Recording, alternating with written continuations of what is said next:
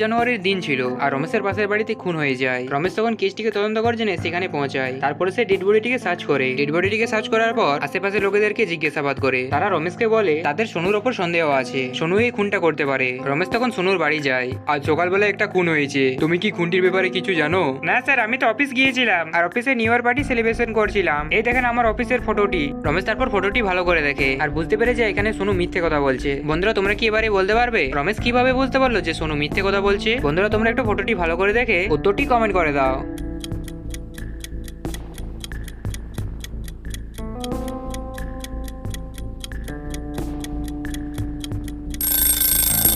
তুমি যদি সোনুর ফটোটি ভালো করে দেখেছো, দেখবে সোনুর টেবিলে একটা ক্যালেন্ডার রাখা আছে আর ক্যালেন্ডারটিতে 1 জানুয়ারি রবিবারে দেখাচ্ছে, কিন্তু 2024-এ 1 জানুয়ারি তো সোমবারে ছিল আর 2023-এ 1 জানুয়ারি রবিবারে ছিল। তার মানে সোনু খুনের হাত থেকে বাঁচার জন্য ক্যালেন্ডারটিকে এডিট করেছে। আর রমেশ ক্যালেন্ডারটি দেখে বুঝতে পেরে যায় সোনু মিথ্যে কথা বলছে।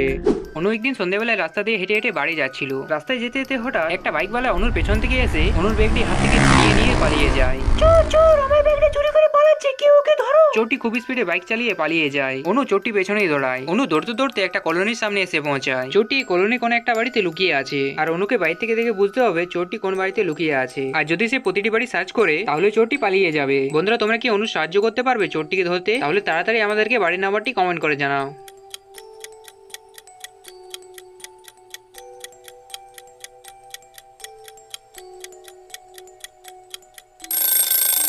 তুমি যদি বাড়িগুলিকে ভালো করে দেখেছো, দেখবে প্রথম ও দ্বিতীয় বাড়ির বাইরে নর্মাল পায়ের ছাপ আছে আর দেখবে তৃতীয় বাড়ির বাইরে বাইকের টায়ারের ছাপ আছে। আর অনুর ব্যাগটি তো বাইকওয়ালা চুরি করেছিল, তার মানে এখানে তৃতীয় বাড়িতে চোরটি লুকিয়ে আছে।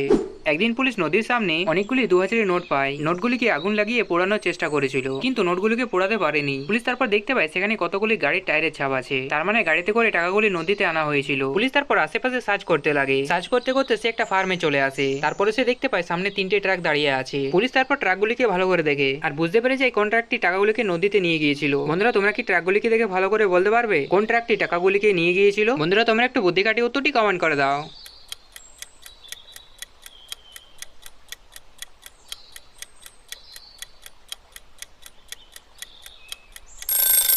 তুমি যদি নদীর মাটিটি ভালো করে দেখেছো, দেখবে সেখানকার মাটিটি লাল রঙের, তার মানে যে ট্রাকটি টাকাগুলিকে নদীতে এনেছিল নিশ্চয়ই তার টায়ারে লাল রঙের মাটি লেগে যাবে। আর এখানে এই 3টি ট্রাকের মধ্যে দ্বিতীয় ট্রাকের টায়ারে লাল রঙের মাটি লেগে আছে, তার মানে দ্বিতীয় ট্রাকটি টাকাগুলিকে নদীতে এনেছিল।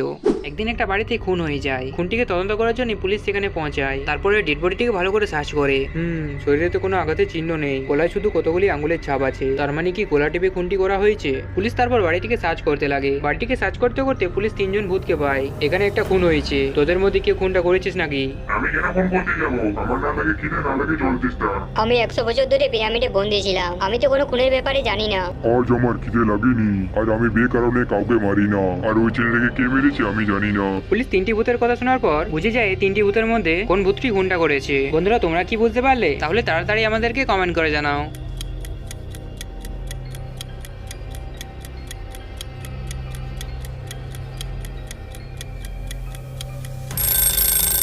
তুমি যদি ডেড বডিটিকে ভালো করে দেখেছো, দেখবে ডেড বডির গলায় আঙুলের ছাপ আছে। আর এখানে 3টি ভূতের মধ্যে জম্বিটের হাতের ছাপগুলি আসবে, তার মানে এখানে জম্বি খুনটা করেছে।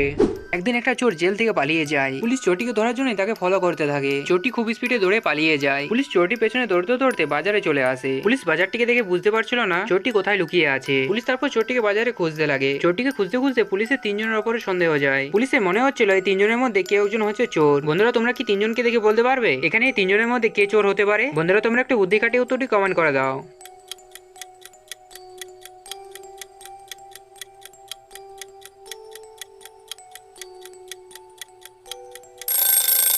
এখানে এই 3জনের মধ্যে প্রথম লোকটি হচ্ছে চোর, কারণ তুমি যদি তার দোকানটি ভালো করে দেখেছো, দেখবে তার দোকানে কোনো জিনিস নেই। তাহলে সে কোন জিনিস বিক্রি করছে? তার মানে সে কোনো জিনিস বিক্রি করছে না, সে জিনিস বিক্রি করার নাটক করছে যাতে কেউ তাকে বুঝতে না পারে।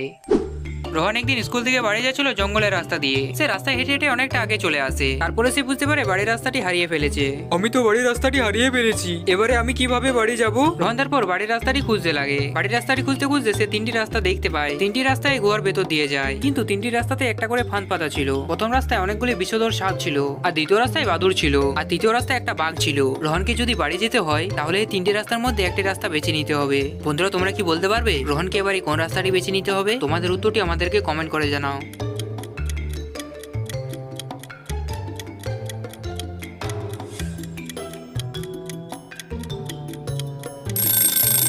তুমি যদি ভালো করে মনে করে দেখো, এখন তো দিনের সময়, আর দিনের সময় তো বাদুড়েরা ঘুমোয়। তাহলে রোহান যদি দ্বিতীয় রাস্তাটি বেছে নেয়, তাহলে সে সহজে সে রাস্তা দিয়ে বাড়ি যেতে পারবে। তার মানে রোহানকে দ্বিতীয় রাস্তাটি বেছে নিতে হবে।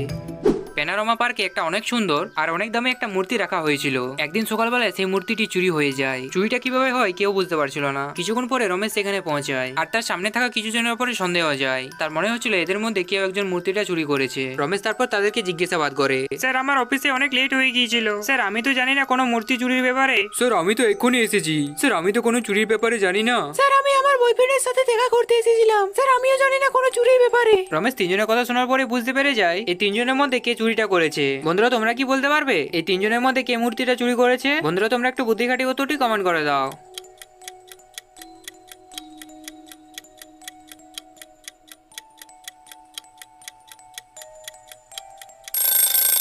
যদি চোরটিকে চুরি করতে হয় তাহলে তাকে ঝর্ণাটিতে উঠতে হবে, আর ঝর্ণাটিতে উঠলে তার প্যান্টটি ভিজে যাবে। আর তুমি যদি তিনজনকে ভালো করে দেখো, দেখবে দ্বিতীয় ছেলেটির প্যান্টটি ভিজে আছে। তার মানে এখানে দ্বিতীয় ছেলেটি মূর্তিটা চুরি করেছে।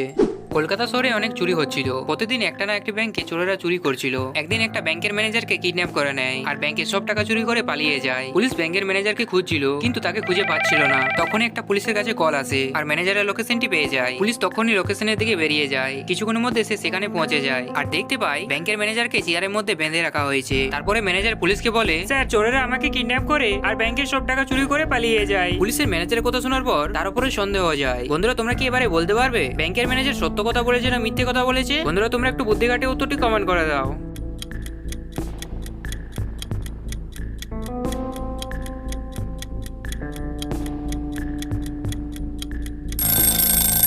তুমি যদি টেবিলটি ভালো করে দেখেছো, দেখবে টেবিলের উপর একটা কলা রাখা আছে, আর কলাটা দেখে মনে হচ্ছে কলাটা এক্ষুনি ছোলা হয়েছে। আর ম্যানেজার যদি কাল থেকে চেয়ারে বাঁধা ছিল, তাহলে কলাটা কি খাচ্ছিল? তার মানে ম্যানেজার ডাকাতের দলের সাথে মিলে আছে, যাতে কেউ তাকে ধরতে না পারে। তার জন্য সে কিডন্যাপ হওয়ার নাটক করছে। রামুদা একজন দুধওয়ালা, সে ডেলি সকালবেলায় রোহনের বাড়িতে দুধ দিয়ে যেত।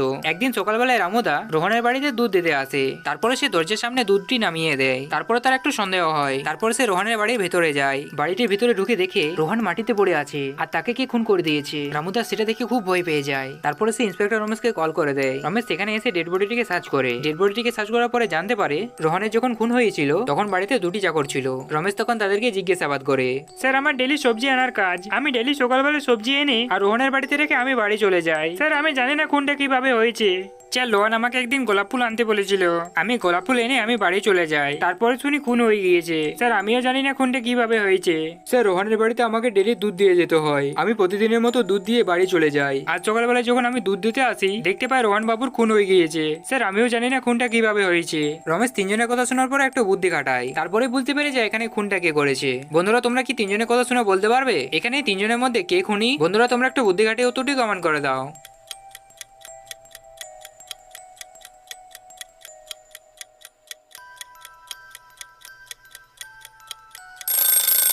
এখানে তিনজনের মধ্যে দ্বিতীয় চাকরটি হচ্ছে খুনি। কারণ তুমি যদি রোহানের বাগানটি ভালো করে দেখেছো, দেখবে তার বাগানে অনেক গোলাপ ফুল আছে। রোহানের বাড়িতে যদি গোলাপ ফুল ছিল, তাহলে তাকে কেন গোলাপ ফুল আনতে বলবে? তার মানে সে খুনটির হাত থেকে বাঁচার জন্য মিথ্যে কথা বলছে, সেই খুনটা করেছে।